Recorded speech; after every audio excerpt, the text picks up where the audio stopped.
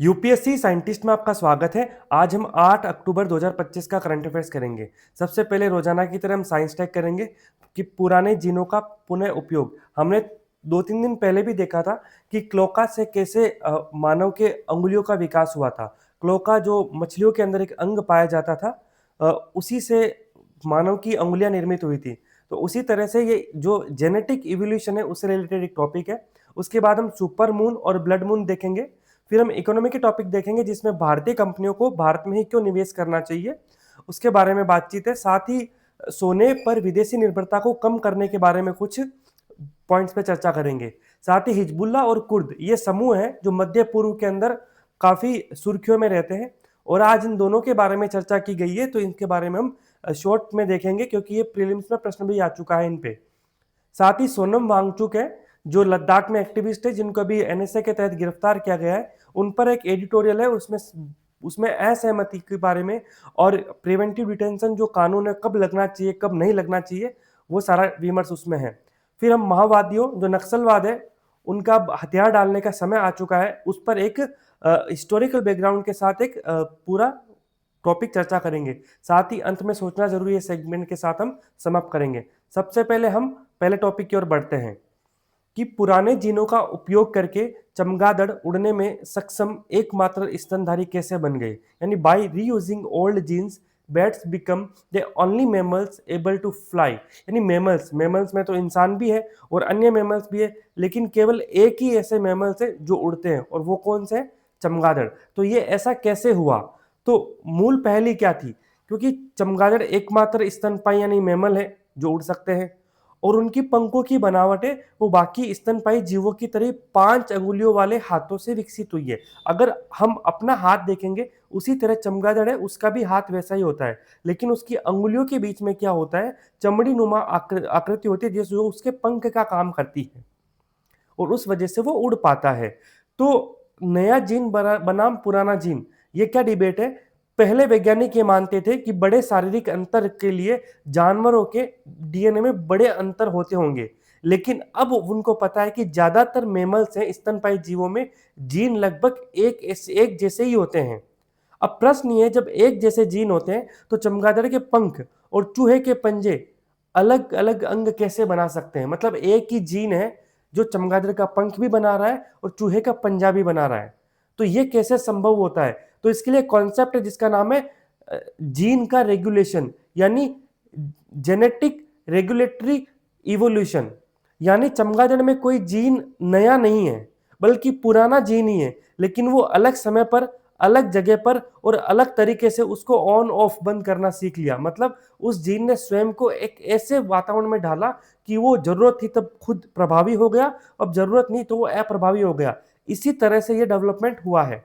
अब चूहों पे प्रयोग करके वैज्ञानिकों ने देखा था कि उन्होंने क्या किया, चूहे के भ्रूण में इन्हीं 2 जीन्स को एक्टिवेट करके डाल दिया।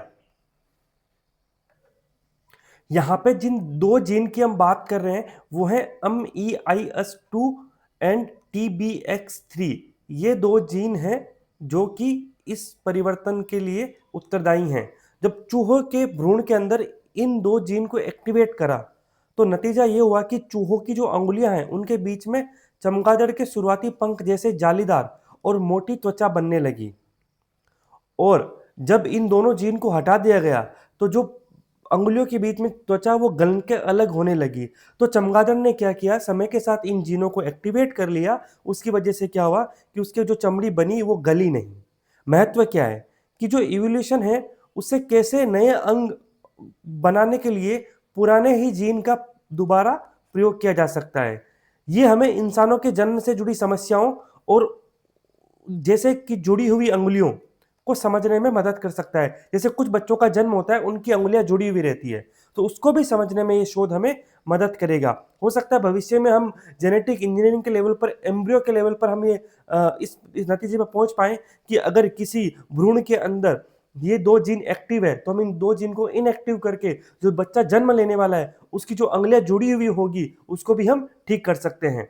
अब ये हमने पढ़ा था 2 दिन पहले जिसमें था कि क्लोका से कैसे अंगुलियां बनी है।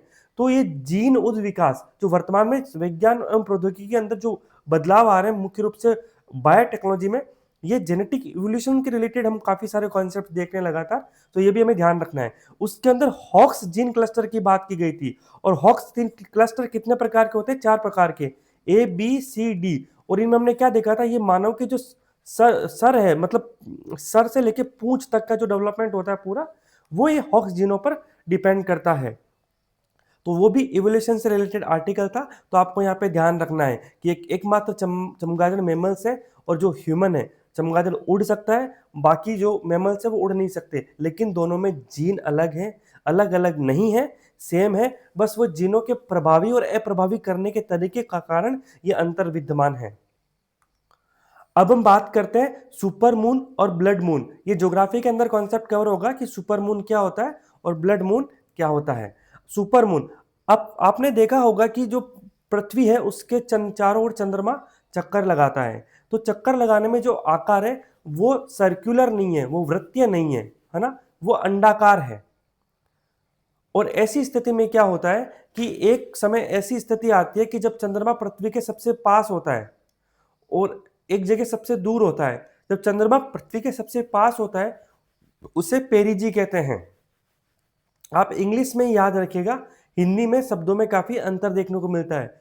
और वहीं जब सबसे दूर की स्थिति होती है उसे अपुजी कहते हैं। ये आपको इसलिए भी याद करना है कि जब कोई अंतरिक्ष मिशन लॉन्च किया जाता है, तो जब उसको एक कक्षा से दूसरी कक्षा में स्थापित करने के लिए या ऊपरी कक्षा से निचली कक्षा में लाने के लिए हम पेरिजी और अपुजी में थ्रस्ट देकर ही उसमें कक्षा में बदलाव करते हैं। तो आपको पेरिजी और अपुजी का कॉन्सेप्ट पता होना चाहिए। पेरिजी मतलब जब चंद्रमा पृथ्वी के सबसे पास है, अपुजी का मतलब जब सबसे दूर है। अगर यहाँ पे अगर हम सूर्य को ले लें तो सूर्य की स्थिति में क्या होगा, पेरिजी के लिए वर्ड होता है पेरीहेलियन, यानी जब सूर्य सबसे पास है तो पेरीहेलियन, सबसे दूर है उसके लिए एपीहेलियन वर्ड का यूज होता है। अब सुपर मून क्या है, तो होता क्या है, जैसे पूर्णिमा को के दिन हमें चंद्रमा पूरा दिखाई देता है, और जब पूर्णिमा हो और साथ में अपुजी की स्थिति साथ में पेरिजी की स्थिति हो, सॉरी अपुजी की नहीं, पेरिजी की स्थिति हो, तो एक तो चंद्रमा बड़ा है ऑलरेडी पूर्णिमा की वजह से और सबसे पास है, उस वजह से चंद्रमा 14% बड़ा और 30% ज्यादा चमकीला दिखाई देता है। और ये और इसी स्थिति को क्या बोलते हैं हम, इसी स्थिति को हम कहते हैं सुपर मून। यहाँ पे पास होगा। इसका प्रभाव क्या होता है, अब गुरुत्वाकर्षण खिंचाव थोड़ा ज्यादा बढ़ जाता है, समुद्र में सामान्य से थोड़ी ऊंची लहरें, ज्वार भाटा आता है, समुद्री तूफान और तटीय इलाकों में बाढ़ का खतरा भी बन सकता है। अब सुपरमून के साथ हम एक कॉन्सेप्ट और देखेंगे जिसे कहा जाता है ब्लड मून। ब्लड मून क्या होता है, ये पूर्ण चंद्र ग्रहण यानी टोटल लूनर इक्लिप्स का हिस्सा है, उसी का दूसरा नाम है।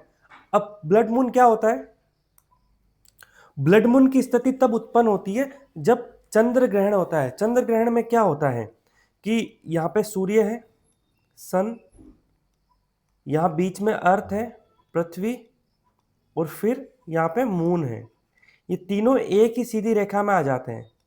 तो उस वजह से क्या होता है कि सूर्य और चंद्रमा के बीच में पृथ्वी के आने से सूर्य की छाया है वो चंद्रमा पर नहीं पड़ती, उस वजह से सूर्य का प्रकाश है वो पृथ्वी से टकराकर या पृथ्वी के अंदर से चंद्रमा पर जाता है। ऐसी स्थिति में क्या होता है कि चंद्रमा लाल कलर में दिखाई देता है, इसलिए ब्लड मून कहा जाता है। तो सूर्य, पृथ्वी, चांद एक ही सीधी रेखा में आने से पृथ्वी ठीक बीच में होती है, इससे पृथ्वी की छाया चांद को पूरी तरह से ढक लेती है, पृथ्वी की छाया चांद पर पड़ती है, लेकिन पूर्णतः चंद्रमा काला नहीं दिखाई देता। इसके बजाय जो सूरज की रोशनी है वो वायुमंडल से प्रवेश करते हुए चांद तक पहुंच जाती है।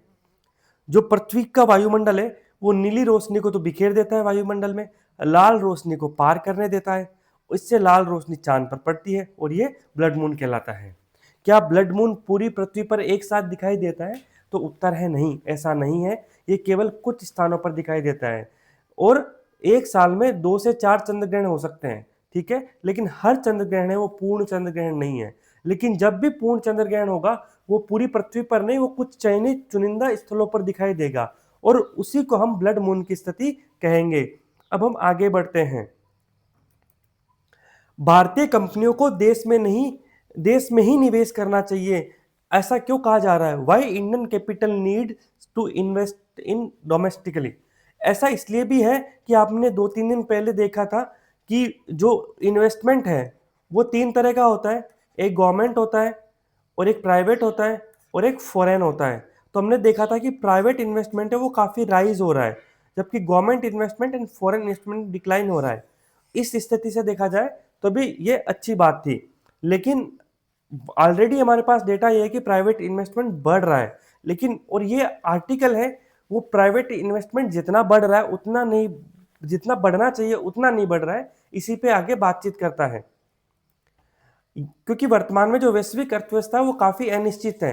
जैसे ट्रंप है, उनकी अनिश्चित टैरिफ नीतियां, वो हर रोज आते हैं किसी न किसी चीज पर टैरिफ लगा देते हैं। कभी दवाइयों पे लगाएंगे, तो कभी स्टील वगैरह पे लगाएंगे, तो कभी पर्टिकुलर कंट्रीज पे लगाएंगे, तो चलता रहता है। साथ ही बिखरती डब्ल्यूटीओ की व्यापार प्रणाली, जो वर्ल्ड ट्रेड ऑर्गेनाइजेशन की जो 1991 के माध्यम 1995 में जो प्रणाली बनी थी कि हम जो ट्रेड एंड जो सर्विसेज है, व्यापार, गुड्स एंड सर्विसेज का जो ट्रेड है, इसके अलावा आईपीआर है, इन सब के लिए कुछ मानक वगैरह बनाए थे और एक वैश्विक व्यापार प्रणाली को एक सुव्यवस्थित अंतरराष्ट्रीय ढांचे के अंदर रखा गया था, जिसमें नो टैरिफ और नॉन टैरिफ बाधाओं को कम करने की बातचीत थी। वो प्रणाली ध्वस्त हो चुकी है। इसका उदाहरण हम देख सकते हैं कि आज भी जो डब्ल्यूटीओ की जो डिस्प्यूट सेटलमेंट बॉडीज है वो अप्रभावी है, क्योंकि अमेरिका उसमें नियुक्तियां नहीं होने दे रहा है। और इसी के लिए चीन के नेतृत्व में एक MPIA करके एक अस्थायी प्रणाली बनी है जो विवाद निपटान करती है। पीटी पर्सपेक्टिव इज इंपॉर्टेंट है,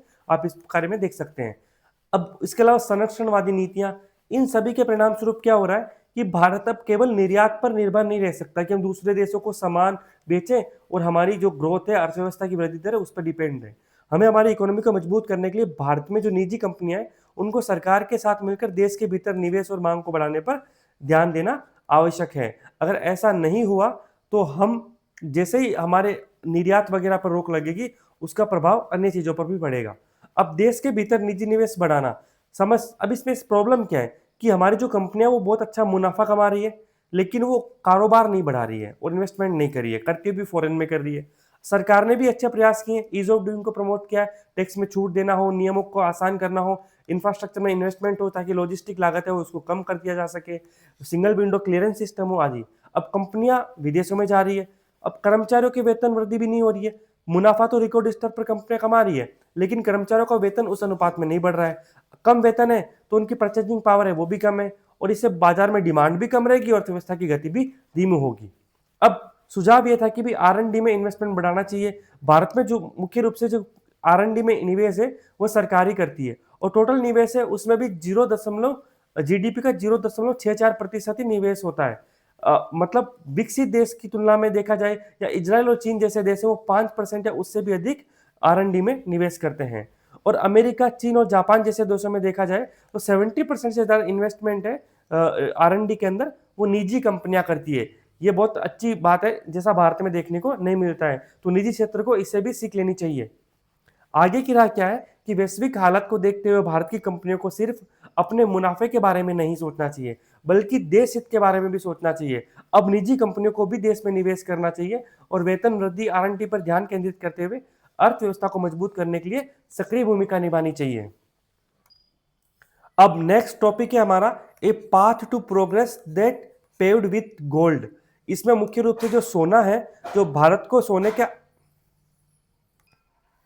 मुख्य रूप से भारत है वो सोने पर विदेशी निर्भरता काफी अधिक है, क्योंकि भारत में गोल्ड कल्चरल और सोसाइटल पर्सपेक्टिव से भी इंपॉर्टेंट है, न कि सिर्फ अर्थव्यवस्था के पर्सपेक्टिव से। तो हम वही भारत में कैसे आत्मनिर्भरता हमारी अर्थव्यवस्था को विकसित करने में योगदान दे सकता है। भारत में जिस तरह हरित क्रांति या कोरोना महामारी में हमने वैक्सीन बनाने का में आत्मनिर्भरता हासिल की थी, उसी तरह अब आर्थिक रूप से भी आत्मनिर्भर बनने का समय है। और लेखक का कहना है कि इसके स्तंभ है कि विदेशी निवेश पर निर्भरता को कम करना है। वर्तमान में निर्भरता ज्यादा है लेकिन अस्थायी निवेश है।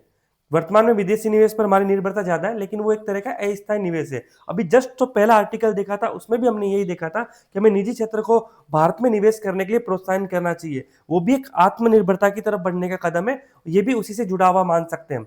अब जो इस आर्टिकल में फोकस मुख्य रूप से गोल्ड पर है कि भारत का जो असली खजाना है वो सोना है, और वो सबसे अच्छा तरीका कि घरों में रखे हुए सोने का इस्तेमाल किया जाए। हमारे भारत में परिवारों के पास लगभग 25,000 टन सोना है, जिसकी कीमत $2.4 ट्रिलियन से भी अधिक है। ये हमारे सामने अवसर है, एक समस्या भी, कि इतना सारा सोना है उसके बावजूद भी हम आयात पर निर्भर हैं और इससे हमारा व्यापार घाटा बढ़ता है। वो इसका प्रभाव हमारे फॉरेक्स पर भी पड़ता है और इसका समाधान देते हैं वो कि एक नई गोल्ड मोनेटाइजेशन स्कीम होनी चाहिए। देखो, ऐसा नहीं है कि गोल्ड मोनेटाइजेशन की स्कीम पहले भी नहीं आई है, ये सुझाव है, हो सकता है कि नई स्कीम आए। सरकार के द्वारा पहले भी 2 बार ऐसे प्रयास किए गए हैं और वो काफी सफल भी रहे हैं। लेकिन यहाँ पे लेखक का कहना है, जो लेखक है वो प्रधानमंत्री की जो इकोनॉमिक एडवाइजरी काउंसिल है PMEAC, उसके सदस्य भी हैं। तो वो यहाँ पे 3 सुझाव देते हैं कि पहले तो इंफ्रास्ट्रक्चर अच्छा होना चाहिए, कि सोने की शुद्धता की जांच करने वाली जो हॉलमार्किंग है और भरोसेमंद केंद्र है वो आपको सब जगह बनाने पड़ेंगे। दूसरा लॉजिस्टिक्स, कि बैंक जो पैसों का प्रबंध करती है, विशेषज्ञ कंपनियां सुरक्षित रूप से सोने को एक जगह से दूसरी जगह पे ले जाए। और तीसरा डिजिटलाइजेशन, यानी ऐसी सुविधा मिले कि जैसे हम अपने मोबाइल में ऐप खोल कर कैसे ट्रैक कर सकते हैं हमारे अकाउंट में कितना बैलेंस है, उसी तरह से वो जमा सोने को भी ट्रैक कर पाए। तो ये सब चीजें क्या होगी, योजनाओं को सफल बनाएगी। साथ ही कुछ चीजें और करना पड़ेगी, जैसे हमें भरोसा जीतना पड़ेगा कि जो सोना जमा करवाना है उसे ज्यादा प्रश्न नहीं पूछने हैं। और साथ ही जो GST सहित जो कर बाधा है उनको भी हटाना है। आप जो इन पे स्टाम्प ड्यूटी वगैरह है उसको भी कम कर सकते हो या बिल्कुल हटा सकते हो। इसका आर्थिक फायदा क्या होगा कि सस्ता सोना मिलेगा, व्यापार घाटा कम होगा, आयात नहीं करना पड़ेगा। आयात नहीं करना पड़ेगा तो भारत से बड़ी मात्रा में जो पूंजी का प्रवाह बहिर्प्रवाह नहीं होगा और बचत होगी, और उस बचत का प्रयोग हम और कहीं पे भी कर सकते हैं। साथ ही आगे की राह में देखा जाए तो आर्थिक आत्मनिर्भरता हासिल करने का ये ऐतिहासिक मौका है हमारे पास, ऐसा लेखक का मानना है। अब हम अंतर्राष्ट्रीय संबंधों के बारे में बात करेंगे। 2 टॉपिक है, एक तो कुर्द और एक हिजबुल्लाह है। ये मुख्य रूप से विशुद्ध रूप से प्रारंभिक परीक्षा के रूप से इंपॉर्टेंट है। मेंस में भी क्वेश्चन आ सकता है, आएगा तो हम उस पर भी बात करेंगे कि मेंस में क्वेश्चन कैसे बन सकता है। पहले हम प्रीलिम्स पर्सपेक्टिव से देख लेते हैं। हिजबुल्लाह और कुर्द, ये दोनों समूह है। हिजबुल्लाह है, ये तो क्या है, ये एक तो संगठन है एक तरह का, लेकिन जो कुर्द है वो संगठन नहीं है, वो इतनी ग्रुप है। सबसे पहले हम हिजबुल्लाह की बात करेंगे। हिजबुल्लाह लेबनान के अंदर एक ईरान समर्थित शिया इस्लामी राजनीतिक और सैन्य संगठन है, यानी मिलिट्री ऑर्गेनाइजेशन भी है। या मैप में देख सकते हैं इजराइल के जस्ट ऊपर ये लेबनान है और लेबनान की कैपिटल सिटी है बैरूत। तो लेबनान में प्रभावी समूह है ये हिजबुल्लाह है। अब सीरिया में, जब तक सीरिया है, ईरान तो इसका समर्थन कर ही रहा है, इसको सीरिया से भी समर्थन मिला हुआ था। ये कब मिला हुआ था, जब सीरिया में बशर अल असद की सरकार थी। वर्तमान में सीरिया में बशर अल असद की सरकार नहीं है, क्योंकि विद्रोही समूहों ने उस सरकार को गिरा दिया था। और अब बशर अल असद है वो रूस में निर्वासित जीवन जी रहे और वहां पे विद्रोही समूह और जो अमेरिका वगैरह के समर्थन से जो सरकार बनी है वो शासन कर रही है। तो अब हिजबुल्लाह को सीरिया से समर्थन नहीं मिल रहा है। अब ये हिजबुल्लाह है वो 1980 के दशक में बना था, और जब इजराइल ने लेबनान पर अटैक किया था तो विरोध स्वरूप इसका जन्म हुआ था। उद्देश्य क्या है कि इजराइल में पश्चिमी देशों, खासकर ये अमेरिका का कट्टर विरोधी है। ये हिजबुल्लाह है वो ईरान का सहयोगी है, तो इजराइल का दुश्मन है। हाल ही में इजराइल ने इसके जो प्रमुख नेता थे हसन नसरुल्लाह, उनको एक एयर स्ट्राइक में मार गिराया था। उसके बाद ये संगठन काफी कमजोर स्थिति में आया है। और आज ये न्यूज में इसलिए रहा है कि जो लेबनान है, लेबनान के अंदर जो एक ईसाई नेता है, उन्होंने ये कहा था कि हिजबुल्लाह को अपने हथियार छोड़ देने चाहिए। अब देखा जाए तो हिजबुल्लाह को अमेरिका, ब्रिटेन, जर्मनी, इजराइल जैसे देशों ने आतंकवादी संगठन यानी टेरर ऑर्गेनाइजेशन घोषित कर चुके हैं। इसके साथ ही अब हम बात करते हैं कुर्द की।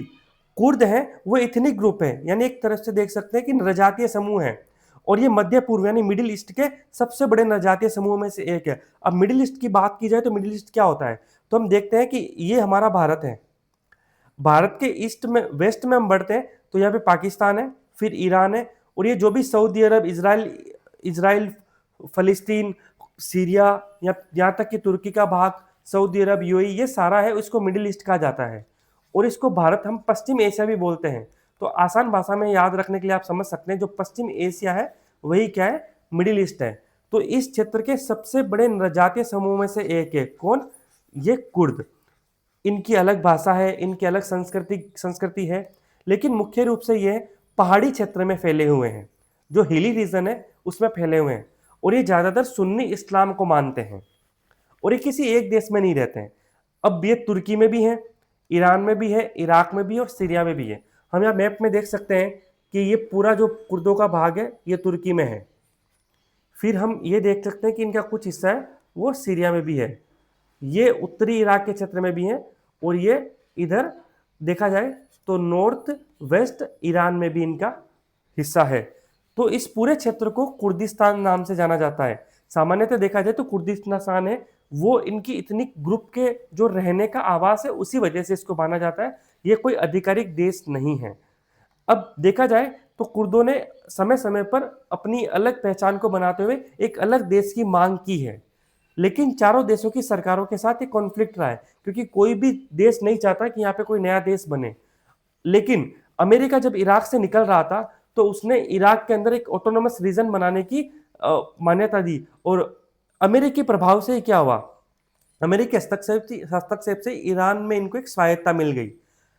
अब हुआ क्या, हाल ही में सीरिया में सत्ता में परिवर्तन हुआ है, और जैसे सीरिया में सत्ता में बदलाव हुआ तो सीरिया में कौन थे, विद्रोही ग्रुप थे, विद्रोही ग्रुप सत्ता में आ गए। तो उन विद्रोही ग्रुपों से कुर्द कह रहे कि हमें इराक की तरह हमें सीरिया में भी एक स्वायत्त क्षेत्र बनाने की अनुमति मिले, लेकिन सीरिया की सरकार ने साफ मना कर दिया है।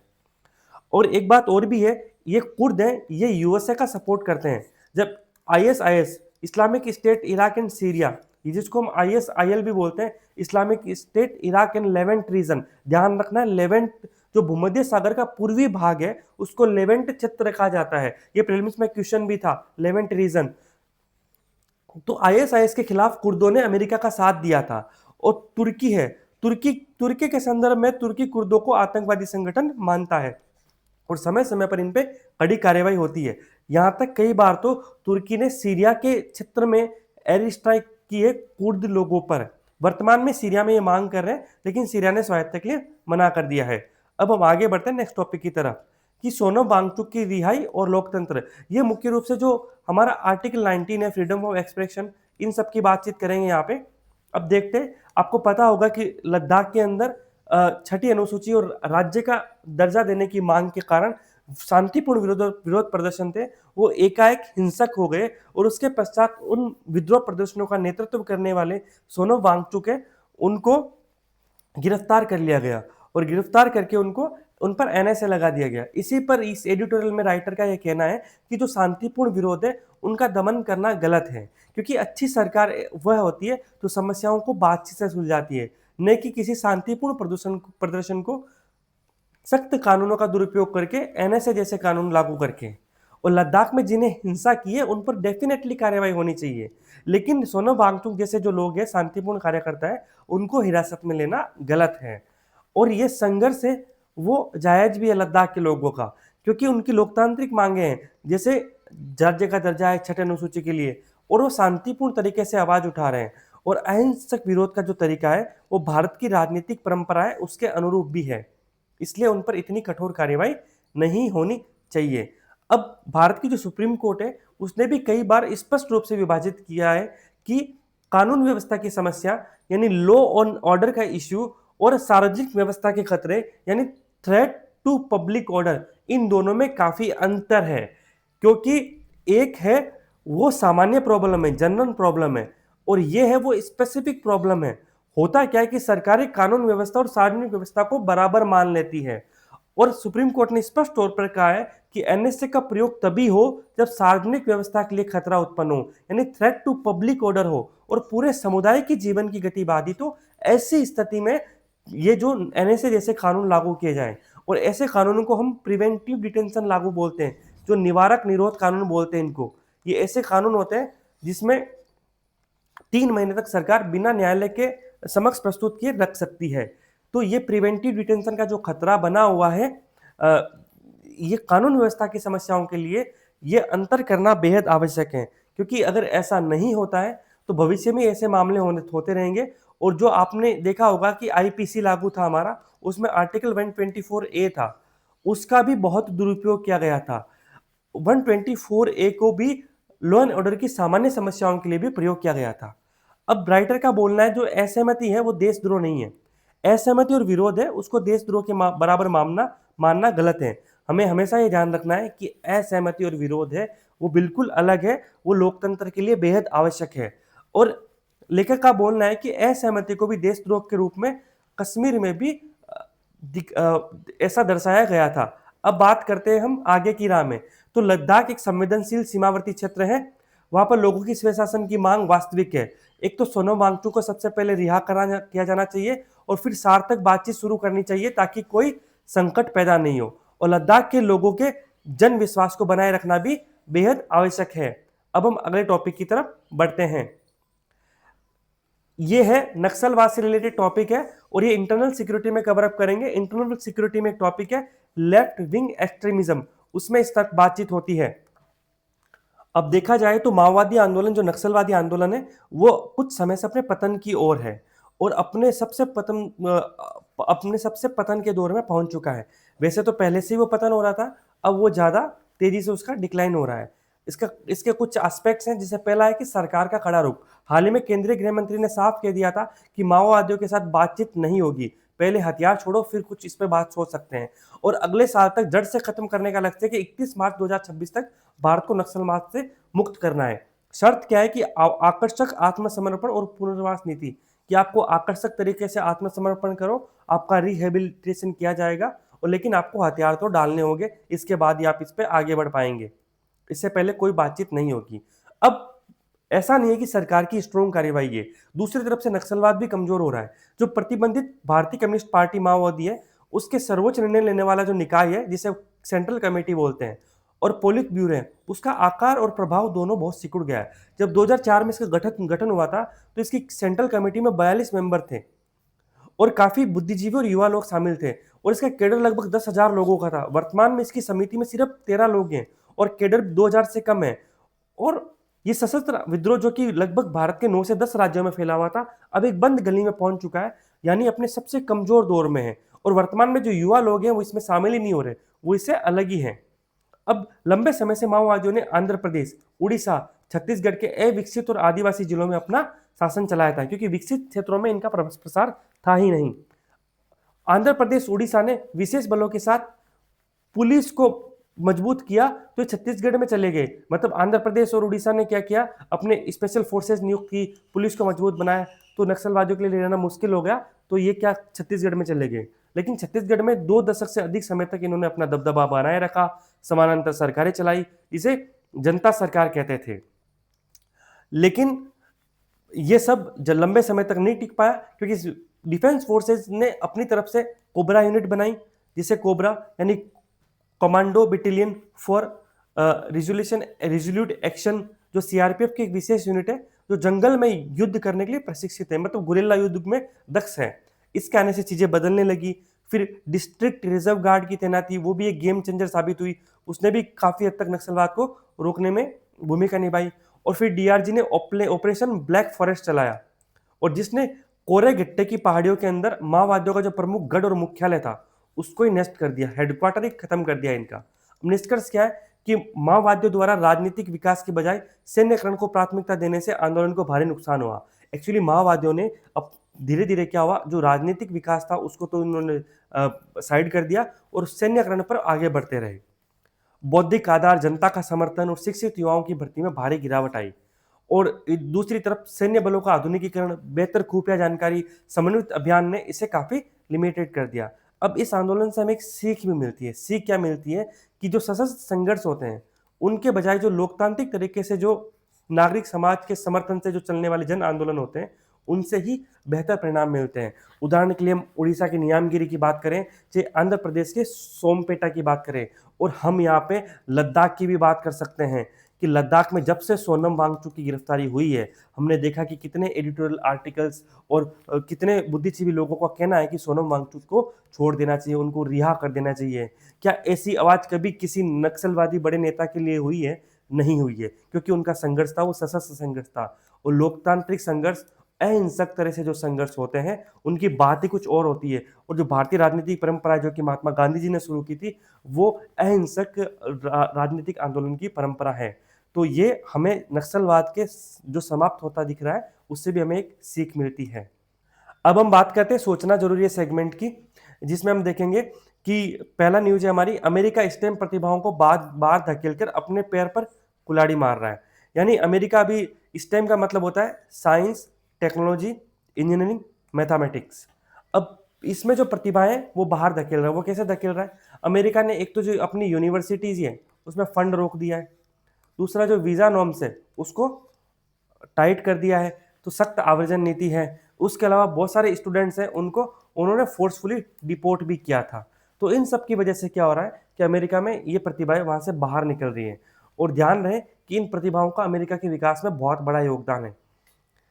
दूसरी न्यूज है कि बिहार के अंदर अंतिम मतदाता सूची है उस पर अस्पष्टता को दूर करना चाहिए, ऐसा सुप्रीम कोर्ट ने चुनाव आयोग से कहा है। एक्चुअली बिहार में भी स्पेशल इंटेंसिव रिवीजन SIR आयोजित किया था, और उस SIR की वजह से क्या हुआ कि बिहार के अंदर जो वोटर लिस्ट है उसके अंदर बहुत सारे पुराने नाम हटे, नए नाम जोड़े गए। उसी के बारे में सुप्रीम कोर्ट ने पारदर्शिता के साथ उन आंकड़ों को रखने की बात कही है। अब मुत्तकी है, मुत्तकी कौन है? ये अफगानिस्तान के विदेश मंत्री हैं। अफगानिस्तान के कौन है? फॉरेन मिनिस्टर हैं। और ये तालिबान के प्रतिनिधि हैं, क्योंकि वर्तमान में अफगानिस्तान में तालिबान की सरकार है, तो वो भारत आने वाले हैं। और ये आज ये एक हेडिंग थी कि भाई भारत है वो तालिबान को मान्यता देने के और करीब है। अब ऐसा संकेत इसलिए मिल रहे हैं क्योंकि ऐसी समाचार है कि जो तालिबान के जो गृह मंत्री भारत आ रहे हैं, तो उनको जैसे विदेश मंत्री फॉरेन मिनिस्टर का दर्जा दिया जाता है भारत, उसी की तरह सारे प्रोटोकॉल देगा उनको और उसी तरह उनके साथ व्यवहार करेगा।